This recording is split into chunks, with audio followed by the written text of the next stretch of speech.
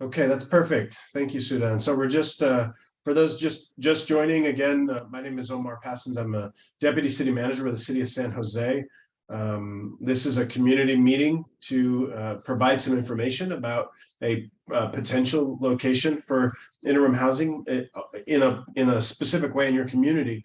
Before we get started, though, I'm going to go ahead and ask folks a couple of things. One, please go ahead and mute your slides or mute yourselves. We will have a large dialogue portion, so there will be time for folks to share their thoughts. What I'm going to do first, though, is just ask the interpreters one after the other to explain in their various languages how folks can join those rooms. So first we'll go with the Vietnamese interpreter. Xin chào quý vị đến với chương trình họp trực tuyến của chúng tôi. Tên tôi là Omar Passon. Chúng ta sẽ có phần phát biểu đầu tiên, sau đó là sẽ dành rất nhiều thời gian cho quý vị hỏi và trả lời. Để chọn nghe bằng tiếng Việt, vui lòng hãy làm như sau. Trong trường hợp dùng máy tính, bước 1 thì hãy tìm nút phiên dịch Interpretation có biểu tượng quả địa cầu trên thanh công cụ phía bên dưới màn hình Zoom. Bước 2, khi đã bấm vào nút này thì hãy chọn tiếng Việt. Bước 3, biểu tượng ngôn ngữ quý vị sẽ thay đổi và quý vị có thể tra được tiếng Việt. Trong trường hợp quý vị dùng điện thoại thì hãy làm như sau. Bước 1, hãy bấm tham gia âm thanh Join Audio và bấm gọi qua Internet, Call over Internet. Bước 2, bấm vào dấu 3 chấm. Bước 3, bấm vào phiên dịch ngôn ngữ Language Interpretation và bấm chọn tiếng Việt và sau đó bấm nút Done. Xin cảm ơn. Thank you. Thank you very much. And we'll hear from the Mandarin interpreter. 大家好，欢迎到这次的会议。我们这次的会议呢，提供有多种语言的翻译。然后如果你想要听中文的话，请在这个屏幕的右下角的地球仪的地方选择中文Mandarin 的选项，然后你就可以听到我们的中文翻译。谢谢。Thank you. Thank you very much. And now we will go with the Spanish interpreter. Buenas noches. La reunión del día de hoy cuenta con traducción simultánea al español, al mandarín y al vietnamita. Puede encontrar el globo terráqueo que se encuentra en la parte de abajo de la pantalla. Va a aparecer en un momento más, donde podrá elegir el idioma español como el idioma para escuchar este webinar. Le pedimos que también silencie el audio original para que pueda escuchar solamente en español. Muchas gracias. Thank you very much. For those that are just joining, again, my name is Omar Passons. I'm joined by colleagues from the City Manager's Office, Jim Ortball and Emery Brandt. I'm also in Sudha Kamath, and then I'm also joined by some of our housing department staff have joined in as well. We're here for a community meeting. Before we get started, what I'd like to do just to get explain the day is we're going to hear from Mayor Matt Mahan and then Councilmember Arjun Batra to share their perspectives as your elected leaders, both for the city and the district specifically. We'll have a short presentation. Some of you, I recognize your names, will have seen some of it. It's a different model than the one, so there's some pieces there that we'll share, and then we'll spend most of our time listening to you. So with that, I'd like to turn it over to Mayor Mahan. Let me just send the interpreters to the channels, Omar. Just a second. Okay, sorry, I got ahead of myself there. That process takes a moment. Hey, Omar, real quick, when people raise their hand, it stays the order that they raise their hand, so you don't have to write it down. I'm just trying to give you a little break so you don't have to do two things at once.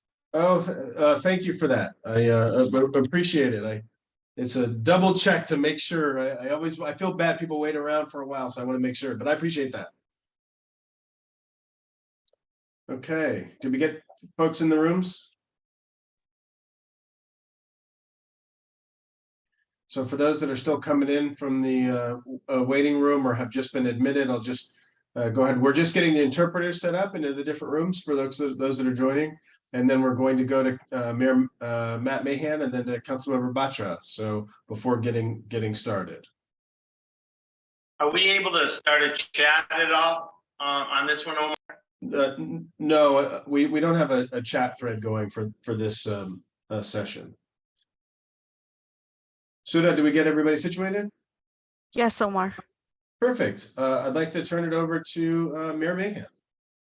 Thanks so much, Omar, and Councilmember Batra. Thank you for being here and leaning in on this project. I appreciate the opportunity to share a few initial thoughts. I'm going to give you a quick 5-minute or less overview of why these kinds of solutions are so effective and talk about just kind of why we're here, what some next steps might be at a high level, give you my thoughts on it. And then you'll hear from your council member, and we'll turn it back over to Omar to get on with the rest of the program. I see that we've been joined by John Sobrato, and I want to really thank him. He has been an incredible community leader and philanthropist, as you all know, but especially on this issue of homelessness. He has just put so much time and effort and resources, personal resources, into helping us address this crisis on our streets. And I want to start by, in addition to thanking John, I want to share something you may have seen in the news today. We just had a point in time count. That's our homelessness census. And we saw a nearly 11% reduction in the city of San Jose in our unsheltered homeless population, from about 5,000 people living outside in tents and vehicles to just under 4,500. Now, obviously, we have a long way to go. Having 4,500 people is 4,500 people too many living on our streets in tents and vehicles. But that kind of progress, and actually that was the second year in a row that we saw a decrease in the number of people living in unmanaged conditions outdoors, which really points to the effectiveness of this all of the approach strategy that we're taking. We have been embracing interim housing, these quick build apartments. They're prefabricated modular units.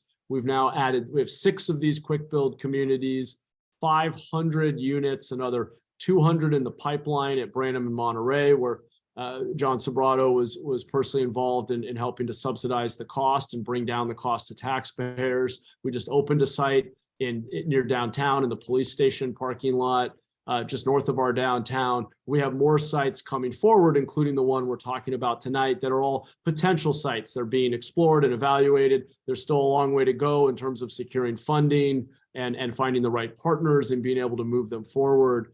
But what we're finding is that we can get people out of encampments, out of vehicles faster, and get them connected to the transformative supportive services that they need. Case management, drug treatment, job training, job placement, the help that people need by using these quick build communities, quick build apartments, rather than having to solely wait to build brand new affordable apartments. Of course, we need a lot more affordable housing. We need a lot more housing in general, but to wait years and at such an exorbitant cost to get there to ending street homelessness by building affordable housing just isn't going to do it alone. And in fact, as a testament to this, we did some quick math this morning before the numbers were released.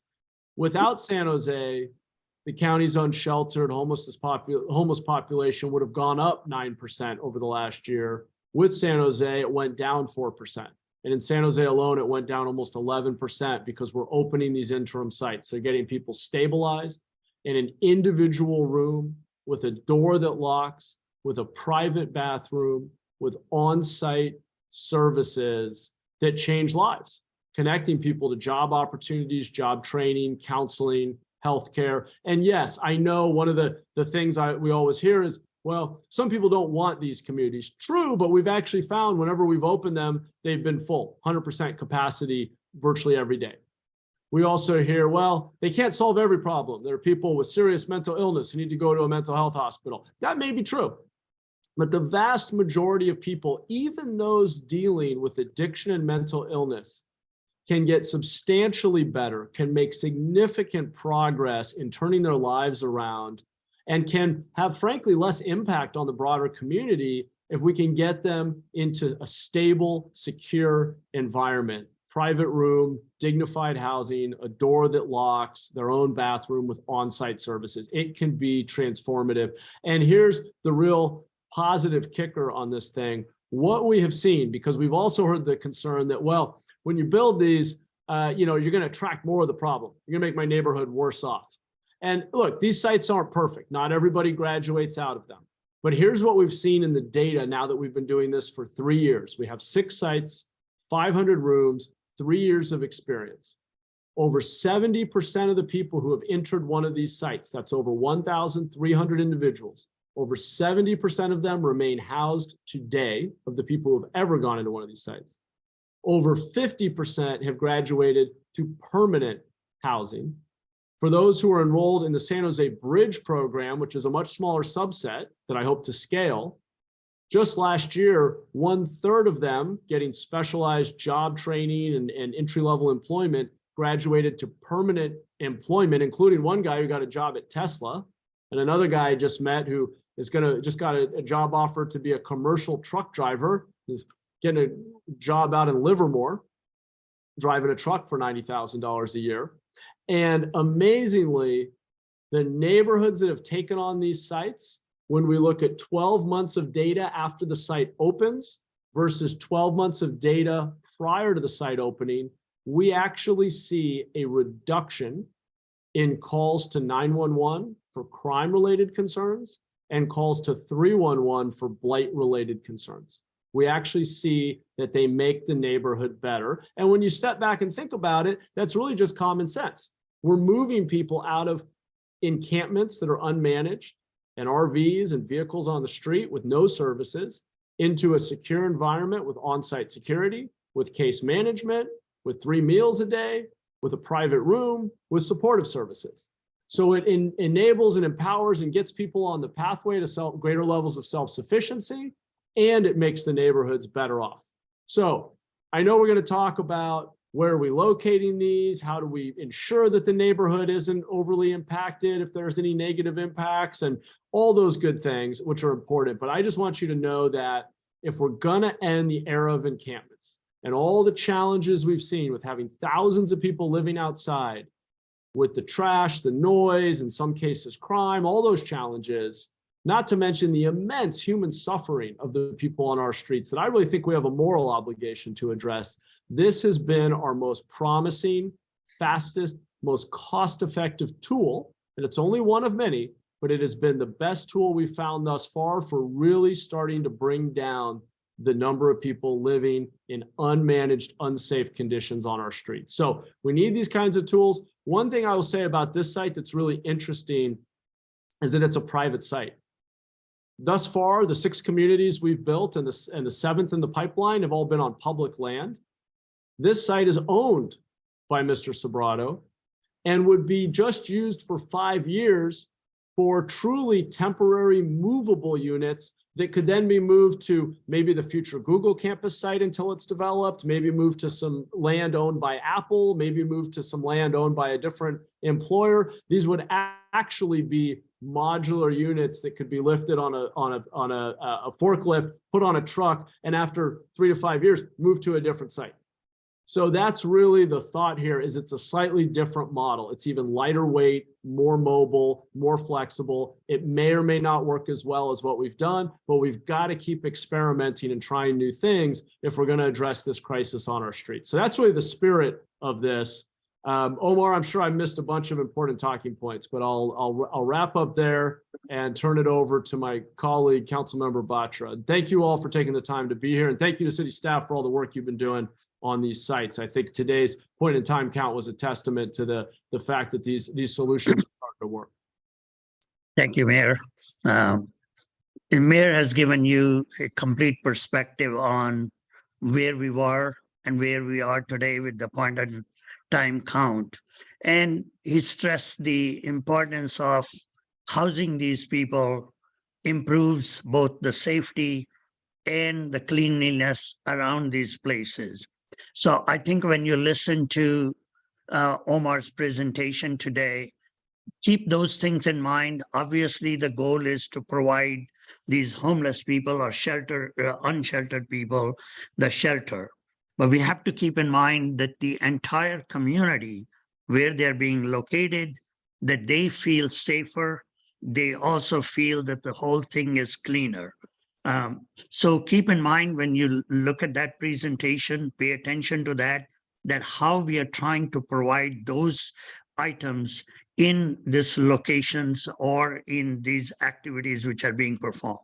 And I personally have visited EIH sites at Monterey and Bernal, and I can assure you that what I've seen inside, and I talked to the person, one person I talked to who was about to be leaving that place.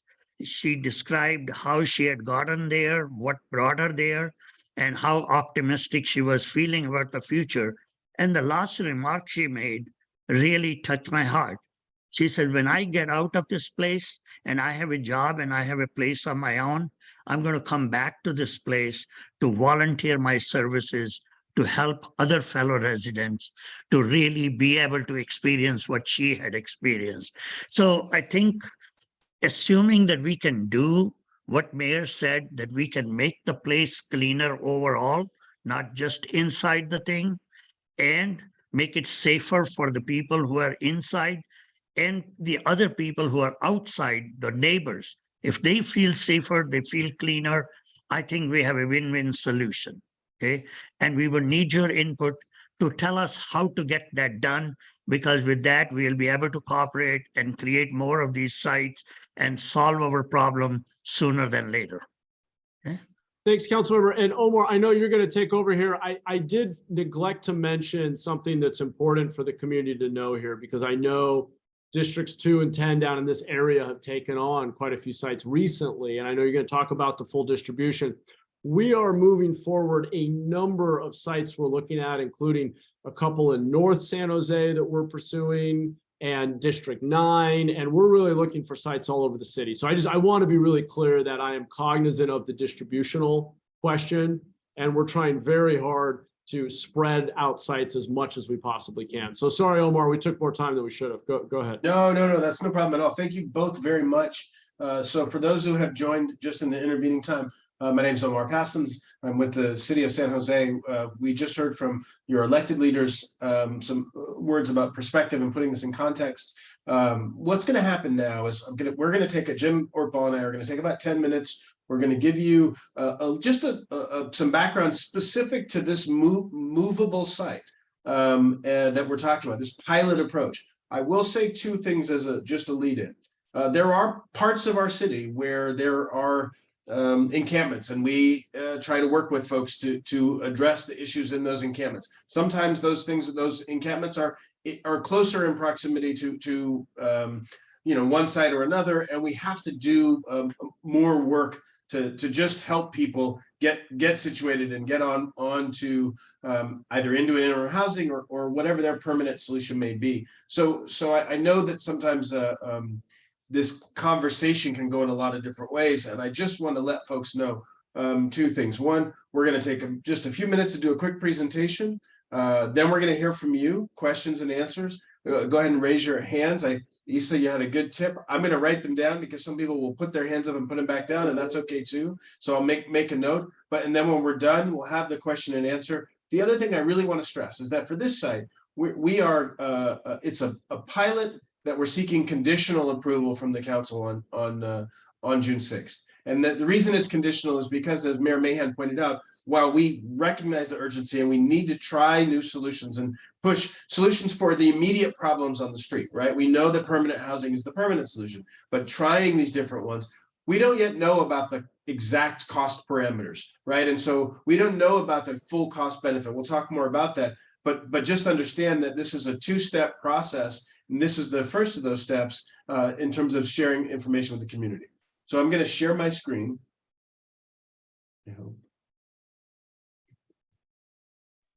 Omar, while you're sharing your screen, I want to slip in a question. Will Mr. Sobrato be able to be in the meeting so we can talk to him directly? Because I've been trying to meet with him for over a week now. Okay, so this is, I'm going to ask that folks keep on mute just out of respect. I will say that this is a city presentation, not a presentation of the philanthropist. So I don't want to put anybody on the spot around communicating. I will say that one of the hands that went up was somebody also affiliated with a philanthropist. So when we get to the Q&A, we'll be able to hear from them. I think probably some insights. But I'm going to go ahead and get started now, and then we'll see. So thank you everybody for your patience, and it's just got about a 10-minute presentation. So we should be looking at a site, as I said, we're here to talk about the interim housing, a movable homes pilot, which is a little bit different than the ones that we've been constructing. But what are we going to go through? We're going to talk a little bit of background, larger context for even why this issue exists. I think you heard a great deal from Mayor Mahan. We'll also share a little bit about what has been happening in terms of this community. There's a regional system that focuses on issues that impact San Jose residents, both housed and especially our unhoused community. We'll talk a little bit about the specific location and the philanthropic partner that has stepped forward. You heard a little bit about that already, but we'll give a little bit more insight. Then we'll talk about this 5-year pilot concept, what it even is, what are we talking about, right? There will be much more information, but this will get us started and give you a sense of what we're really talking about. For many of you, some of this information will be repeated because you joined a prior meeting, and that's okay. Part of the reason that we record these, that we invite folks to come in and participate, is that we really want to make sure that the recording is available for folks after the fact. So one of your colleagues, neighbors, or friends may not have been able to join. This gives you a chance to let them hear directly themselves. And we'll go through timeline and next steps very quickly, and then we'll of course go to Q&A. And I will, as I have done in the past, I will jot down names, and we'll go at least to 6:30, and we may go a little bit after that as well. So with that, one of the things that this slide that I've put up, it is a map based on what's called the housing inventory count, which is a federally required reporting.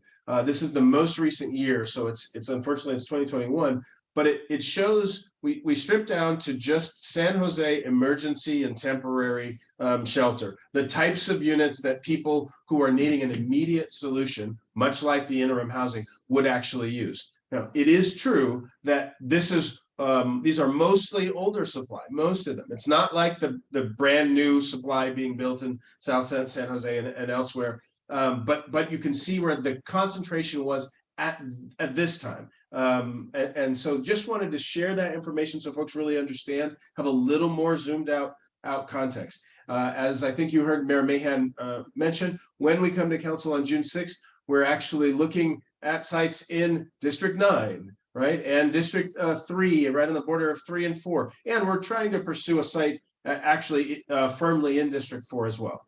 So we'll talk a little bit more about that. These are those new, just high level numbers regarding unsheltered homelessness that you can see, 4,411. That's that nearly 11% drop that you heard about earlier. The numbers in the city of San Jose, overall, a 4.7% decrease.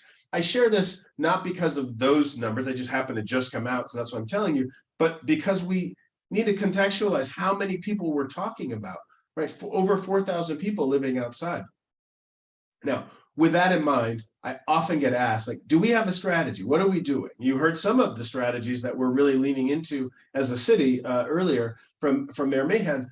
There's a regional community plan to end homelessness, a strategy that was pulled together from City of San Jose officials and the Santa Clara County Housing Authority. It's a broad coalition, Destination Home, a regional organization, come together to develop these 3 strategies, right? Addressing root causes, because we do hear, like, people will ask, well, are we doing anything to prevent homelessness? The reality is yes, right? We need to do even more. We need to create more opportunities for people to thrive younger in life and to have real economic opportunity because of how hard it is to live in this high cost area. You see the second strategy around expanding housing. And then most of what we're talking about today is really in that third strategy, that improving quality of life for unsheltered individuals and creating healthy neighborhoods for all, right? And that unsheltered quality of life, you sort of heard about that a little bit with what we've seen in calls for service. And that's just data reported by our various city departments. A couple of quick slides, because we do get asked, well, okay, so you've got a plan, what's actually happening? This slide shows nearly 10,000 people housed, right, since this community plan started. And so one of the things, and you'll notice, 84% of those affiliated with the city of San Jose. So even though it's a regional system that involves all of those other partners, a lot of the people are connected to San Jose, where a large portion of our region's homelessness is. And you may wonder, and you may feel like, well, with almost 10,000 people getting housed, why doesn't it feel that way when we're, out walking our dogs or in our neighborhoods or downtown or that kind of thing sometimes? And this slide helps provide some context, right? A few years back, for every one person who was able to we were able to help get housed, 2.5 more got on the street. And so, that math just doesn't work out. And you can see that's coming down, right? So now, to last year, for every one person, it was down to 1.7 new people entering the street. It's a stat, which is why it's a part of a person. But you get the idea is that the rate is going down, which is helping, but we have a lot more to do. I just provide that information so you understand why so many people are getting housed, and yet it just may not feel that way all the time when you're out and about.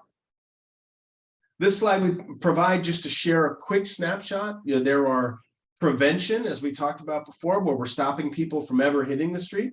And you can see that the success rate is really high, right? Over 96% of the time, if we can catch somebody before they become homeless, they stay in their house. And that helps everybody, including and especially them. On the other end of the spectrum, there are solutions, the permanent solutions, also very, very high success rate.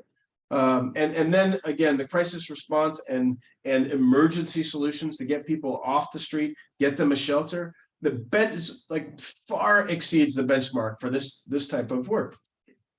What I'd like to do now is turn it over to Jim Ortball, who's going to share a little bit about the location, the philanthropic partner, and what we're actually trying to do.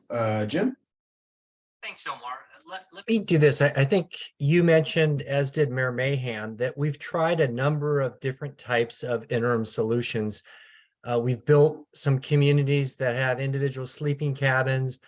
Our more recent ones are modular units that have multiple rooms that can house multiple people in their own individual room.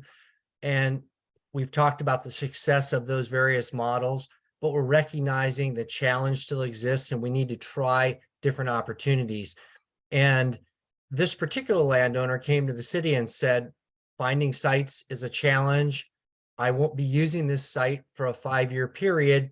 If the city can move forward and develop a project for that 5-year period, I'm willing to support and help the city in doing this. And so we think this is worth absolutely exploring and see if we can make this work from the standpoint of a truly movable modular project. Our other ones absolutely could be moved, but we recognize it would be a pretty significant project. Whereas this one, we're trying to design it and develop it more nimbly and to be able to move it more easily. So that's going into our design evaluation of the project. So if you go to the next slide, I'll talk about the location and the site.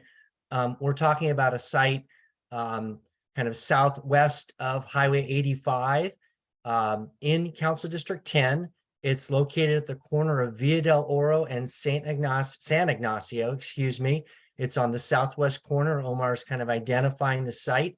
It's currently an undeveloped site today. Those familiar with the area may have recognized that a few years back, it was used as a location that helped build the facility right next to it as well. But today it is a vacant site, about 2+ acres, and the owner is John Sobrato. The site across the street, it would be a future development site. It is in the Edenvale redevelopment area. So ultimately this will be a commercial industrial area, but in the short term, we see this as a potential opportunity to use unused land for the 5-year period. As you can tell, there really is not residential around this particular site. Let's go on to the next slide. In terms of kind of how we're working with the partner here, they would be donating this at no cost to the city. We have not had a model work like this yet. We have had another philanthropic donor on another project that I'll describe that in a moment, but it is limited to 5 years. So we know we have to build this in a truly modular way, and we will have to find another location to relocate the units to and kind of be able to pop it up in another location. I know our mayor is very interested and already starting to develop the list of potential sites. We're also very aware of that as well. In terms of how we're working with the individual partner on this one, we've talked about the 5 years, but we're also working with not just Mr. Sobrato and his organization. We're working with Dignity Moves as well, a nonprofit in the area that has done projects locally, regionally, and across the state, and is very interested in addressing our unsheltered homeless crisis, and is really bringing a lot of great ideas. They have projects in other places that I'll describe briefly, but I think we're working with people who have great experience in development, in addressing unsheltered homelessness, in these interim housing projects, and are really pushing the envelope on how to make these as efficient, cost-effective, and modular or movable as possible. So I'm very excited about this potential partnership opportunity. Next slide, please. Thanks. And just real quick before I go to the next slide, for everyone that's joining or has joined over the process, we've got about 5 more minutes of this presentation, which is recorded. So if you came in late, you can go back and pick it all up. The slides will also be on the same website, so you can download those. And then we'll spend the rest of our time, and it'll probably go over a little bit, just answering questions. Okay, Jim. Thanks, Omar. Yeah, I kind of gave a little bit of a preview on that. Let's go ahead and go on to the next slide. So these are examples. Dignity Moves is one of the partners we're working with. They've done projects in a number of locations. They have purchased and installed small units, modular units. You're seeing an example of this on the screen in front of you now. Really aimed for rapid development, cost-effective solutions. And they can range in size. They could be as small as 50 units. They could go up to 150 units. We're probably looking on, the smaller side, 75, 100, might be the range, but we haven't got to kind of that type of decision yet in terms of the process. And next slide, Omar. Yeah. And, one of the points that I think Dignity Moves is making to us and our landowner partner, is if the land's going to be vacant for a number of years, and we can efficiently do this and ultimately move it to another location, maybe we don't look at it as a squandered resource, we look at it as a productive resource that we can use this land for this period of time, because we don't have very many options, in our area, given how highly developed our city is. So this is something that we see as a real opportunity in our city to test out this model. Next slide, please. This is an example of a project that Dignity Moves did with the city of San Francisco. They did a 70-room site. It's able to house and shelter about 94 people. They did it for quite an efficient price. And it was on kind of land that they would anticipate moving, moving the facilities after a period of time. So that's an example. We at the city are going over the design plans and the design details of this particular project with our public works team, with our fire department and others, to really understand the details of how this was done kind of in this rapid fashion and in such a cost-effective way as well. Next slide, please. And you can see some of the elements that would be in the community, very similar to our bridge housing communities, our emergency interim housing communities. They have places for people to eat and dine, offices to do the case management work, searching for permanent housing, job training, job opportunity, access to computers, laundry, showers, all of those types of things on site, so people can stabilize, have a dignified place to really, stabilize from where they've had to endure in terms of time on the streets. Next slide, please. And then in terms of kind of where we're at, we see this as a great opportunity, but whether it will ultimately be cost effective, we're in that process of evaluating now. With the help of Dignity Moves, with the help of Mr. Sobrato, we are evaluating, what will it cost to prepare the site, to install the units. The units will be donated to the city and the land will be donated as well, but the city would be responsible for preparing the site, doing the proper environmental things that we need to do, ensuring that it's a secure site, a perimeter fence, all those types of things So we would have to evaluate those costs. We also just have to ensure that we will, be able to run an effective community, that it will be a good neighbor, is a critical part of this overall effort. And then what would be the cost of relocating the community, the buildings, any aspects of utility hookup that we can reuse, all those types of things have to be placed into that, how long the units can last. So that would all go into an overall cost benefit analysis on a life cycle basis. And, if we can effectively move them and continue to get value and benefit and life cycle out of them, that can really improve the cost effectiveness overall. We're also here to talk to you tonight about that, both the particular site that we have in front of us and also this model, given it's a somewhat newer model, but only by trying new models do we find out, which solutions can be most effective. We want to do that in a rapid way. Next slide, please. And then this is just going into kind of more broadly our emergency interim housing program. We've done this, as Mayor Mahan said, at 6 different sites. They have been positive additions to the communities. When you think about people being in unsheltered encampments that are typically not managed, moving into a managed, secure facility. My experience in building them and in setting them up and then going on tours and being at the communities after they've opened, they're clean, they're quiet, they're well maintained. They're standing the test of time over a number of years. We have case management. We provide supportive services to people who can stabilize and then, really focus on the important thing of getting permanent housing, addressing their physical or behavioral health needs of looking for employment or training or those types of things that get them to self-sufficiency. So it's a safe place that they can connect to services and really go on to a much more stable future. Next slide, please. Jim, because I don't have the audio set up, I'm actually going to go forward to the next step slide and then turn over to the community Q&A. Very good, Omar. Yep. So I'm going to skip past that and just say thank you, Jim, for that. I mentioned earlier that a couple of things. You heard Jim say we still got to do the cost benefit analysis, and he's working with our public works department. We will be coming back to this community before a cost benefit analysis is presented to the council. The first step in the process, or the next step, is that June 6th council meeting where we'll actually present this as for a conditional approval of the city council, subject to going and doing the cost benefit analysis that you just heard about.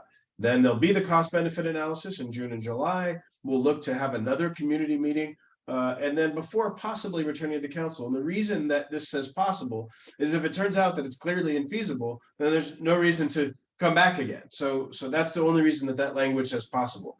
If we think it's a probability, we're going to come back to the community and come back to the council. And then the possible time to construction, it really depends on a lot of factors, but could be late 2023 or even early 2024 once we get to that point. So with that, and I'll say this email again in the future for those that need it, but what I'm going to do now is just stop the share. And I did have one hand already, sorry.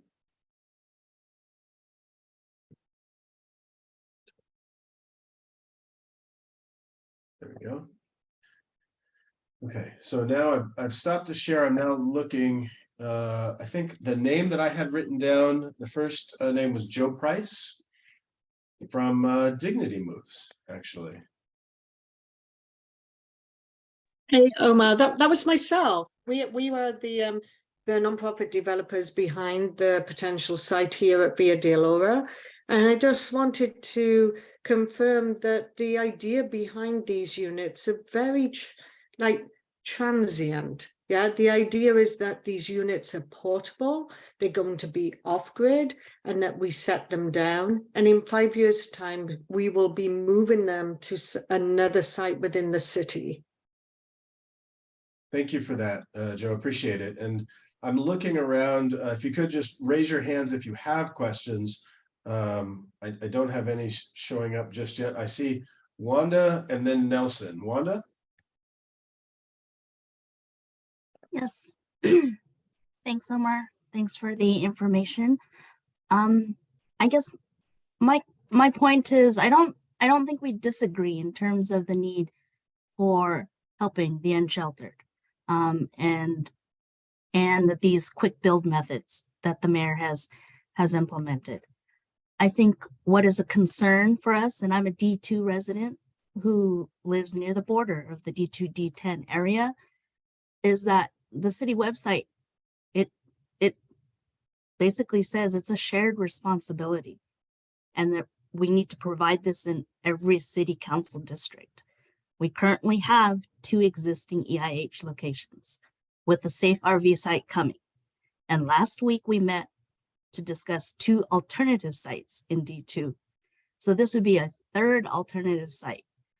I guess my main question would be, and it's very generous of Mr. Sobrato to be able to provide this land. However, is there any possibility if there's another location within the city that can suit the same need? So Wanda, I appreciate that question. I'm going to answer it in 2 pieces. First, just for everyone else who wasn't present last week, and Deborah, I got you. I'll get you after Nelson. Just wanted to acknowledge that. But the sites from last week were backup sites, which I want to distinguish. In that scenario, what we're really talking about is Isa, I see as well. The only way that those 2 sites would even be considered is if the 2 primary sites that we're going to the council on June 6th and saying, we really want these 2 sites, is if both of those turned out to be infeasible. So it's a little bit different. They're not similar alternatives like this one here, which is conditionally approved, is what we're looking for. So I just wanted to clarify that. But I think, Wanda, to your point, and Jim has looked all across the city in all council districts. We continue to look for sites have to meet a certain set of parameters. But I guess the thing I would say in the short run, Wanda, is I don't know, if you work in another part of the city and you happen to drive by another piece of land or something like that, we are continually open. In this case, it's a unique situation because we have a philanthropist who has said, I want to step forward and help out, but we're actually continuing to look for other alternatives as well. So I want to just mention that piece. And it may turn out that there'll be another location that ends up being right, even for this philanthropic donation. This is just, it's a very big deal to have somebody willing to step forward. So we will keep looking. And for now, we're looking for this conditional 5-year approval. And the conditional 5-year approval that's going to council on June 6th is without any detail on cost benefit analysis. What data would they be just basing their conditional approval on? Yeah, so I may not have been super clear about that, and I want to make sure to give time for other folks, but the one of the challenges when you do this type of thing is either you come too late, right, and you have done the whole cost benefit analysis and all the things wrapped up in a bow, and then it's a not unreasonable thing for people to say, well, why did you come to us after you had already made the decision and then just present it to us? The flip side of that coin is you come a little bit early, which is where we are now, before we've done the cost benefit analysis. And sometimes you could say, well, how can they even conditionally approve this if we don't have the information? So it's a hard situation. We decided to err on the side of coming to the community earlier, even though we'll then also come back in 5-6 weeks with that cost benefit. So we just don't have it yet, is the answer. I want to go to Nelson.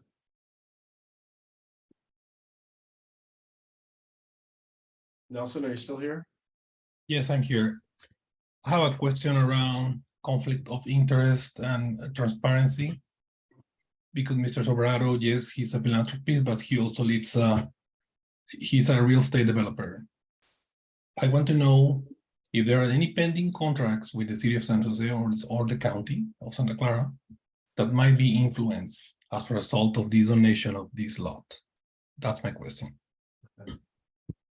So I tend to be a pretty honest guy, Nelson, and I got to tell you, I don't actually know as we sit here.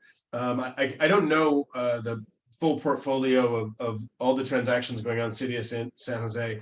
What I can say is, like, I'll make a note and we can check, but I do think as a foundational matter, the notion of a philanthropic entity attempting to do something to benefit the community being sort of somehow viewed through a negative light is one that I understand the question, and I will go check, but I nothing about our interaction suggests it has anything to do with anything other than a desire to make beneficial use of property that the Mr. Sobrato happens to own.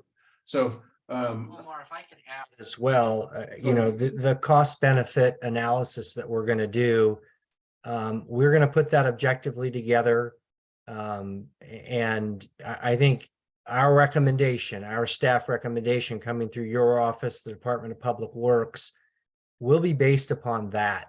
And you know, it's independent of kind of anything else that may be going on. That would be the basis of our recommendation. Certainly the input of the community about this particular physical location in our city will factor into that overall assessment, but the cost benefit would be from our objective analysis. That would be the basis of our recommendation. Okay, I'm gonna go, Isaac, I saw you as well. I'll go to you after Deborah and Isa. Deborah? So we currently have 3 EIH, a safe parking zone. We have an additional expansion of the EIH proposed, you know, as well. On top of that, now we have 2 potential additional sites as backup sites, and now you're suggesting this additional site. You know, forgive me, but the reality is I don't believe you when you say that this area is not being targeted. The reality is that the council members consistently are voting to place all the homeless housing down in 1 3-mile area. And the result has not been positive for the community. My neighborhood has become basically full of encampments and blight.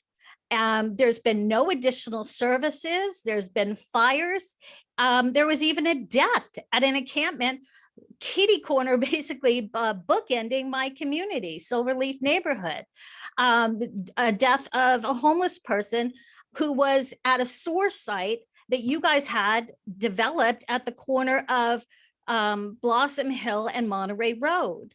So you're asking me to believe that this is going to be good for the community, but history proves it is not. And history has also shown that you consistently vote to put all the homeless projects in this same 3-mile area of San Jose. Enough is enough. We've taken one for the team 5 times. It's time to move it to some other location.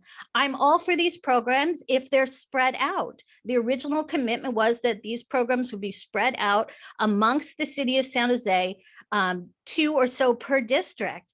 And you've consistently been changing the guidelines, the site guidelines, to eliminate sites from these other locations. And if you're looking for a site, my understanding is Google's not moving forward with their whole purchase of all that land and their development. So you probably have a good 5 years to be utilizing some of that land to develop some of these sites.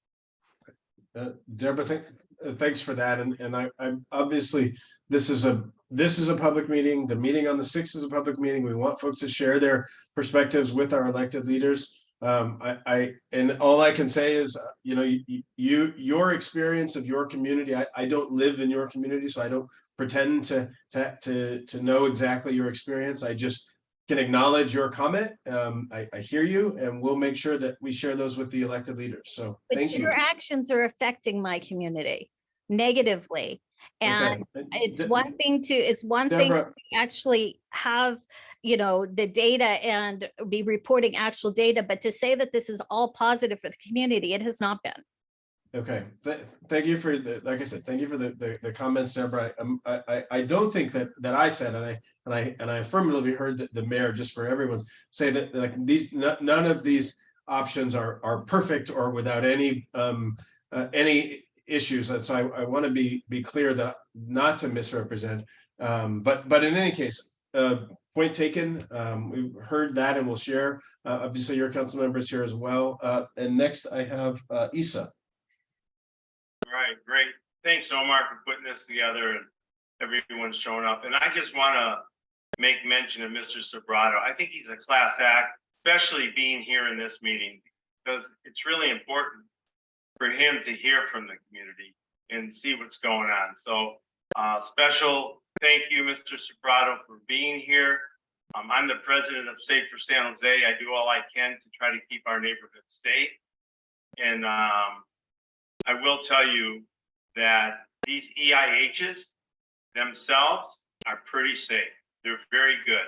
Around them are causing great grief, like Deborah and other people have said, Wanda. So I just want to share with everyone that we have 200 of the 500. That's 40% of the current EIHs, tiny homes, whatever you want to call them. We have another 100 coming in. Real Ferrari has been already approved. And Omar, I do appreciate you saying that the two large sites that are right off of Burnell, right next to this Villa del Oro site, is an alternate site for Cerrone, because we want to put pressure on Cerrone to open up their site so we don't get it in the Burnell site, the two sites on each side of Burnell. But we know, Omar, that it's going to come up again. And I do appreciate your comments that it's an alternate site. Today it's an alternate site. Tomorrow it'll probably be another site for another EIH. And that's just the comment. But I do have questions. And so one question is, I imagine the city council, if they do approve this, is going to make that site that Mr. Sobrato owns residential. And I don't know, is it going to be temporary? That's one of my questions. And if it's temporary, can it stay that way? And the next thing you know, we have a tall building of condos here because now it's residential. That's one question.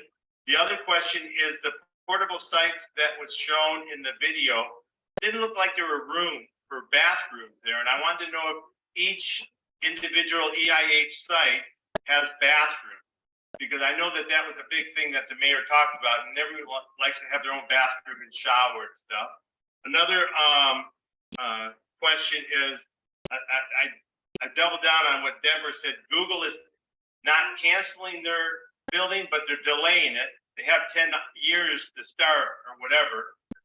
I mean, be kind of nice to go to, maybe a Google site. Enhanced services, what's really key here is the City of San Jose Manager's Office just released, and I just posted on Nextdoor, the enhanced services per site. And what happened with the Burnell and Ferrari site is just before the City Council approved it, they approved the EIH, but they denied the enhanced services, which stopped the encampment. So for Real Ferrari had multiple problems, had a lot of police there, had a lot of fire there, medical, and so they cleaned that up. Now we're having problems on the Burnell site where you just look across the railroad tracks, you see all sorts of encampments building up. It's already been cleared out, one building up, and then you have the RVs just like right across the street from the EIH. So, if you could put something in the program, I think everyone here wouldn't mind EIHs if the enhanced services go with them, that we get a circumference of a half a mile or mile to no EIHs, because right now I can tell you one of them is $600,000 a year just for one site for the enhanced services of no encampment. I want to make sure I want to answer your questions and make sure Isaac has a chance to ask his question. So I'm going to start answering your questions. Okay, well, let me just finish. I just have a little bit more. I think I mentioned that the fire services have increased. I know you talk about the police has decreased or stayed the same, but the fire and medical has increased significantly. I'm just looking at my note. And so the last thing I want to ask Mr. Sobrato, in his mind, he doesn't have to answer now, and I'm not asking him to answer now because when I asked you if he's going to be able to, if he's going to be here, was a respectful question. So Omar is a little put off that you made it a negative. I really appreciate him here. I just wonder if he has another site within San Jose. He's done great things for San Jose. And I just wanted him to hear from the people of how much we have in South San Jose, 40% today, but could go 50 or 60% of all the EIHs, of all the tiny homes. And so, and Mr. Sobrato, I've been trying to get a hold of you, so people know how to get a hold of me. The mayor has my number, whoever. I'd love to talk to you, have coffee. I'll even buy. Thank you. So a couple of answers to your questions. I want to give Isaac a chance, and we're not, the site is not being made residential. It's an emergency use that is exempt from needing to be only done on a residential zoning. There's an undersupply of commercial properties in San Jose relative to the number of single family homes. And so we're not looking to put residential, and we're not seeking to put residential there. And in fact, Mr. Sobrato is not donating the site to be converted. It's as is with an intent to use in 5 years. And then on the issue of bathrooms, what I would say is this. This is a different model. We have some of the early bridge housing communities that don't have their individualized bathrooms, and we're still seeing positive success rates there. I think the test here, right, the pilot that the mayor was referring to earlier, that Jim referred to earlier, is about, we know that these can also support people. The Gough Street example is currently running in San Francisco, but the question is, can we leverage this sort of movable pilot, which we couldn't do if we had to plummet for 75 bathroom sites. So it is true that this is not one that would have those individualized bathrooms. There would be a group bathrooms or communal bathroom areas. So those are the answers to those questions. I want to go to Isaac now. Thank you, Isa. Yeah, hi. Can you hear me? Yeah. All right. So this is, I'm going back to what Isa said. So thank you, Mr. Sobrato, for joining us. As you have heard, and this is just few of us here in this meeting, this area has been a problem for us. There's most of these tiny homes are brought into this specific area. So the question for you, if you can help us, if you have another piece of land that's not D2 and D10. I just want to let you know that the mayor, Matt Meehan, and Sergio already mentioned this in memos, and they actually believe that there is unfair distribution in this area. So both of them, Mr. Matt Meehan and Sergio, already know this fact.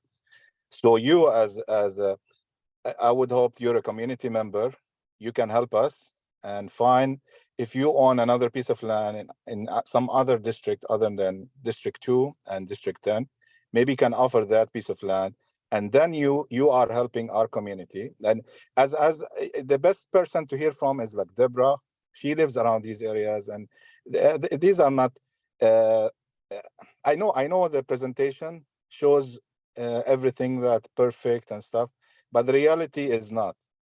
I mean, presentation is something, and we have eyes and we can see, right? And this is what hurts, Omar. We keep saying this is good and it's making the community better and stuff. You have to remember, communities have eyes and we can see. So please stop repeating this. You're preaching to the wrong people. We see it. So please stop with this. You can say, you know what, it's not going the way it is because we didn't have the buffer zone and stuff like that. But please stop with this. And that's all I'm gonna say. Thank you. Okay. So thank you, Isaac. So just a reminder to everybody, the next steps in the process, there will be a June 6th City Council meeting where we will be seeking conditional approval. That's conditional pending the cost benefit analysis that we described here today. That would come back to the community for another meeting. We will provide that information to both districts 2 and 10. I saw another hand. Just give me 1 second, Salvatore. I'll go to you before we wrap up. And then obviously feel free to let your come on the 6th and share your views, and we'll continue to be available.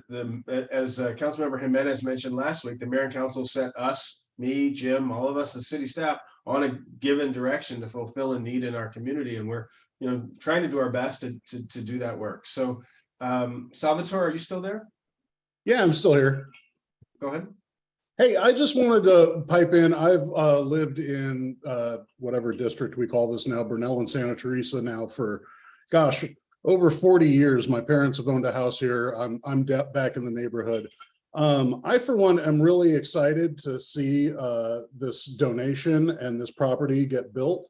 I think we have a huge homeless issue in our neighborhood and in the city of San Jose. And I understand that we have a lot of free space down here in our neighborhood that can be utilized and has been utilized very well to support the unhoused in San Jose. And I'm glad to see that the city continues to move in this area and build.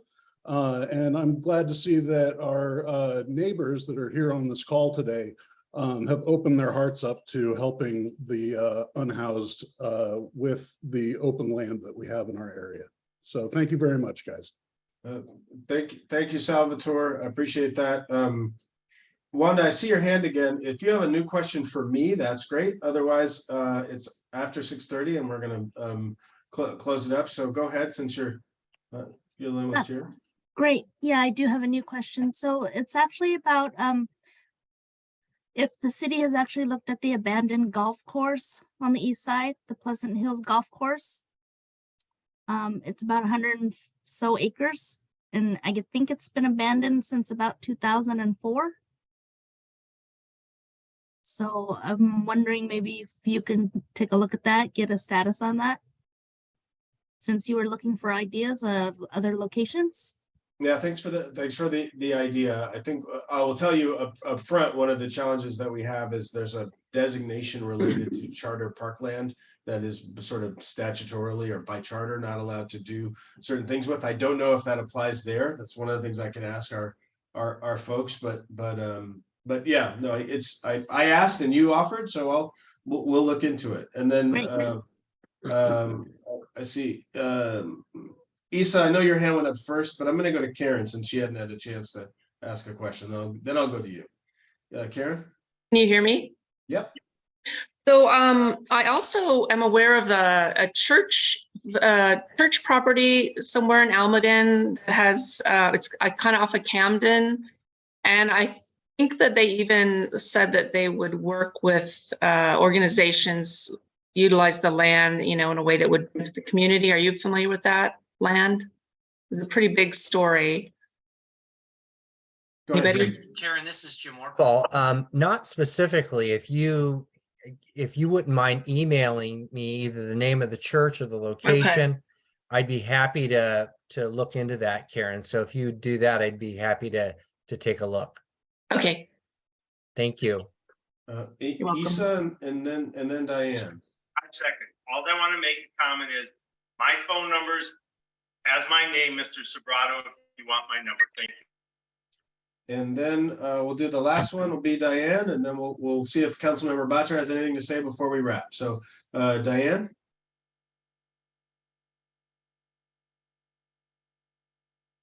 Diane, you still with us? Yes, sorry. I had trouble unmuting. So besides what Deborah said, there are some more house that are not from the city of San Jose, but from Santa Clara County that is within the same 2-mile radius. So we have in this area 7 projects. I don't think it's right. I don't think it's fair. I think you should look to somewhere else in the city. To the council member that now is our council member, Batra, you should see that within 1 mile, there will be 3 interim houses. And if we get the 4th one, then we will have 50% of the city's interim housing in 1 mile. And that is not right, that is not fair. You told us at the beginning, the mayor said, and everybody in the city, that this was gonna be a fair distribution. And it's not been fair distribution. And the only thing I think is that we do, you have all these meetings just to meet the requirements, but you never hear us. And it's more like bullying than listening to the people. Thank you for that, Diane. Councilmember, so I do hear you. I don't want to just go straight to Councilmember Batra because it would almost like reinforce what you just made. But I will just say it is a result in part of your elected leader, who's your representative, or at least councilmember in District 2, as I mentioned last week, saying, hey, these Bernal sites they should be only considered backup.